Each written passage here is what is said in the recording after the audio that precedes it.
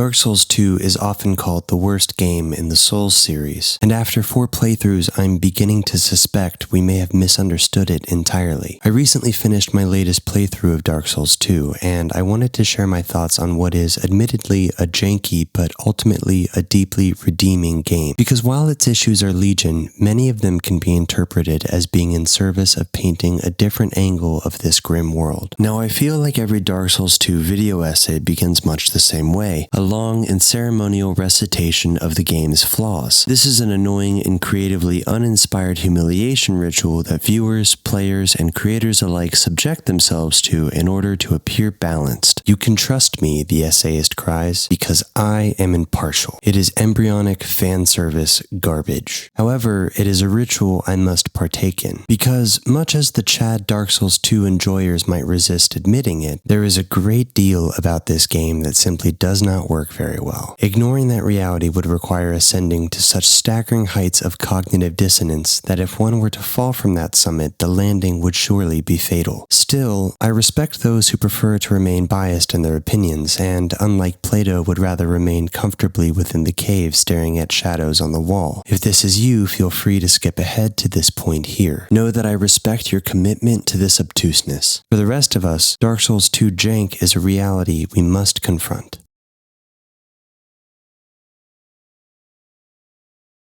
To keep this somewhat mercifully short, I'll conveniently limit my list to my own personal grievances, as there are plenty of criticisms I actually think can be overcome with the change in playstyle, things like enemy placements, large enemy groupings, or the hollowing mechanics. These, as you will see, are, in my opinion, part of the game's broader design philosophy, but some things are just unforgivable. Adaptability, or ADP, is a stat introduced in Dark Souls 2 which governs things like roll invincibility frames and item usage speed. On paper, this sounds like a fascinating idea, a mechanic that gives the player greater control over their build and playstyle. After all, freedom of choice is at the heart of most RPG systems. In practice, however, what it produces is a severe gameplay whiplash between the beginning and the end of the game. Early on, your character rolls like they are vaguely considering the possibility of dodging, while later in the game, after investing an alarming number of level up points into ADP, you finally reach what most players would describe as normal Dark Souls movement. Points that could have otherwise gone into health, stamina, or damage are instead quietly funneled into making the game feel functional. Now, if you haven't played Dark Souls 2, you might be thinking, well, surely the game explains this mechanic. Surely the developers inform the player that one of the core defensive mechanics of the game is tied to a somewhat obscure stat. Surely. They do not. No one mentions it. You will instead discover this information the traditional way, by descending into the murky depths of Reddit threads from 2014, where dozens of players argue with one another about what ADP actually does, how it works, why it exists, and how many points are required before your character stops rolling like a collapsing shopping cart. The hitboxes are, unfortunately, abysmal. This often results in phantom hits, known professionally as total bullshit. Sometimes you will dodge a sword, see the dodge with your own eyes, and then suddenly be transported backwards into a hit animation. Sadly, unlike brute forcing the skill points into ADP, there is no cure for this ailment. I have no defense of this, and being a victim of it myself, I can only say it's awesome when I do it to other players, and, to reuse a phrase, total bullshit when it happens to me. Life is fickle in this way. Every time I play this game, particularly the latter half, I eventually reach a moment where I must crawl back to Google and beg it upon hand and knee to tell me where the hell I'm supposed to go next. Now, this is not entirely uncommon in the Souls series. Games like Dark Souls 1 and Dark Souls 3 also employ a show-don't-tell approach to storytelling, which, in some cases, simply removes the tell entirely and throws it into a roadside ditch somewhere in Japan. But, generally speaking, if you continue moving forward in the first and third game, you will eventually reach the next area. This does not apply to NPC questlines or the initiation of DLC content, which are ambiguous and fragile to the point that giving someone the wrong ring at the wrong time can occasionally lead to their untimely demise. Dark Souls 2, however, possesses a very special variety of, this is a dead end, now figure it out, and while you're at it, fuck you and the horse you rode in on. Entire sections of this game seem designed to resurrect 10-year-old Reddit posts that had absolutely absolutely no business seeing the light of day again, where your betters will literally withhold crucial information from you because you should get good, thereby creating steady work for therapists everywhere. Now at this point, one might reasonably conclude that Dark Souls 2 is the worst game in the Souls series, and for many people, that's exactly the conclusion they arrive at, going so far as to tell newcomers to skip this game entirely. But after 4 full playthroughs, I'm beginning to wonder if we're thinking about this game in the wrong way. I'm no longer convinced that Dark Souls 2 is poorly designed so much as I think it's simply designed around a completely different philosophy than the rest of the series. Because while games like Dark Souls 1 and Dark Souls 3 are fundamentally about boss fights, carefully constructed one-on-one arena encounters where skill and pattern recognition determine the outcome, Dark Souls 2 often feels like it's asking the player to survive something else entirely. Not duels so much, but attrition itself. Once you start looking at the game from that perspective, a lot of the design decisions that initially feel frustrating begin to look strangely intentional. But I'm getting ahead of myself. Before I begin this next bit, I want to clarify something. I'm not saying that Dark Souls 2 is better than the other Souls games. The trilogy is comprised of creative works, and therefore my appreciation of these games is entirely subjective. Saying one is objectively superior to another is a bit like saying Tchaikovsky's 1812 Overture is better than the Mona Lisa, endlessly pretentious and completely missing the point of both works. I don't know if I'm even arguing that Dark Souls 2 is good, necessarily, but rather that it is intentional, and understanding that intentionality might be the key to enjoying it for those who have the curiosity to try. But to be clear, I like them all. Dark Souls 2 is simply designed differently, and the only reason I'm comparing them at all is to highlight those differences. Understood? Good.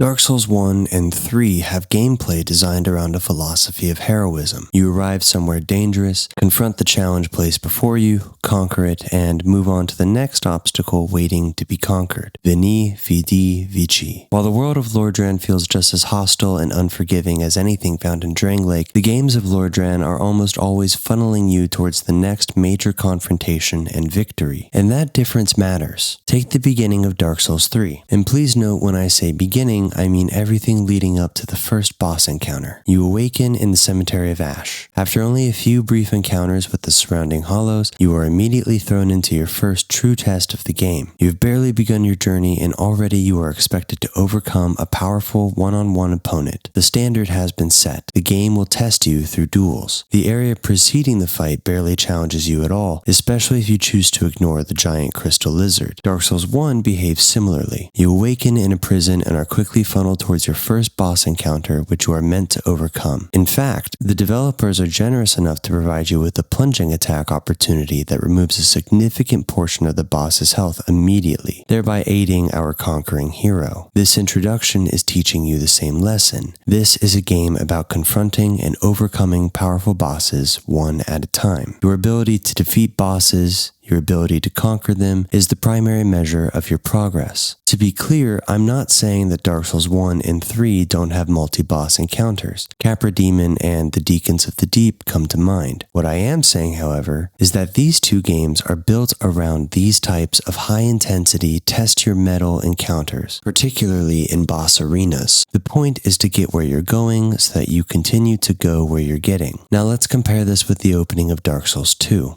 There's no great boss waiting in the starting area. In fact, you won't encounter your first real boss until after you've discovered Majula, the central hub of the game. Instead, you're thrown into an area with very few healing resources and are expected to simply survive long enough to reach safety. Just making it to Majula is enough. And due to a lack of ADP, your character rolls like a hungover giraffe, and you drink from your Estus flask like you're casually sipping a mojito on a beach in Mexico. The enemies are faster than you expect, stronger than you'd prefer, and as numerous as they are unforgiving. You make it to Majula and move on to the first boss area of the game. You die repeatedly, only to discover that your maximum health is slowly shrinking with each death. This is, of course, unless you restore your humanity, which the game does not bother explaining to you. The goal here is not a valiant conquest. The goal is survival. Luckily, the developers have also provided assistance here. It comes in the form of life gems. Unlike Estus, which restores restores your health instantly, life gems regenerate your health slowly over time. They allow you to absorb a few mistakes and recover gradually as long as you can keep yourself alive long enough. And eventually, you begin to notice something else. If you defeat the enemies in an area enough times, they stop appearing. The world itself slowly begins to wear down as you outlast it. So what if all of these choices were intentional? What if Dark Souls 2 isn't asking you to be the hero, but instead,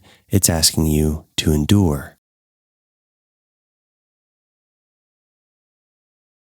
There's a late game example of this theme of endurance, a level that is almost unanimously hated, though I've always had a strange fondness for it. The Shrine of Amana. For veterans of Dark Souls 2, the name alone sends a small shiver down the spine. However, for the uninitiated, it requires a bit of explanation. Most encounters in Souls games are about solving a fight. You learn an enemy's patterns, you recognize their tells, you dodge when you should, attack when the window is open, and are rewarded for executing the sequence correctly. It's almost like performing a small trick the game has taught you. The Shrine of Amana is not that. In the spirit of Dark Souls 2's design philosophy, the Shrine of Amana is not a fight to be solved. It is an ordeal to be survived. The entire level feels designed to wear you down. Water slows your movement and makes your already questionable roll feel even more awkward. All those precious points you invested into adaptability suddenly feel far less comforting. And sprinting through the area isn't really an option either. The terrain beneath the water is inconsistent. Sometimes you're walking safely along a trusted path. Other times you dodge an incoming spell only to discover that you've rolled directly off a submerged ledge into the abyss. It has a certain kinship with the Tomb of the Giants from Dark Souls 1 in that regard. All the while you're being attacked from multiple directions. Long-range spells from distant priestesses, ambushes from aquatic enemies lurking just below the surface, and hulking knights attempting to pancake you. There is no clever trick that solves the Shrine of Amana. There is only persistence. You brace yourself and push forward. You run the area again and again, gradually eliminating enemies until they finally stop appearing. Your healing resources grow thin, and your patience and sanity grows thinner, until eventually, through stubborn endurance, you carve a safe path through the chaos and arrive at the boss arena with just enough Estus remaining to face what lies ahead. And when you finally reach that boss, something strange happens. Compared to the area you just survived, the fight is easy, merely a final obstacle rather than some great test, acting as the proverbial cherry on top of the hell you just endured. And that's the point, because Dark Souls 2 is not primarily about its bosses, though it certainly has some excellent ones. It's about the spaces between them, the lands betwixt, if you will. The levels themselves are the real bosses. They're designed not to test whether you can defeat a powerful enemy, but whether you're willing to keep going long enough to survive the world around you. This is a sentiment that's not just emblematic of the level design, but also the game's lore. King Vendrick is perhaps the clearest embodiment of this idea. Throughout the game, we see remnants of his power. We walk through his towering castle. We uncover the memories of his wars. We hear stories of the king who once ruled Drangleic. So naturally, when we finally reach him, we expect a grand confrontation, a climactic battle against a fallen monarch, as we are conditioned to expect after our frenetic encounter with Lord Gwyn in Dark Souls 1. But when we finally meet King Vendrick, our expectations are quietly subverted. Instead of a radiant king standing proud with sword in hand ready to challenge you, we find a hollowed, rotten figure wandering in slow, endless circles in the basement. He seems barely aware that we are there at all. Vendrick was not defeated in some dramatic final struggle. He was worn down, slowly, over time. The world around him ground him into dust until nothing remained but a tarnished crown and fingers that no longer recognized their sword. I don't believe that this was an accident. I feel Vendrick was designed this way deliberately, partly as one of the most striking subversions in the series, but more importantly as a reflection of the central idea behind Dark Souls 2. Because Dark Souls 2 is not about conquering the world, it's about doing what a king could not, enduring it.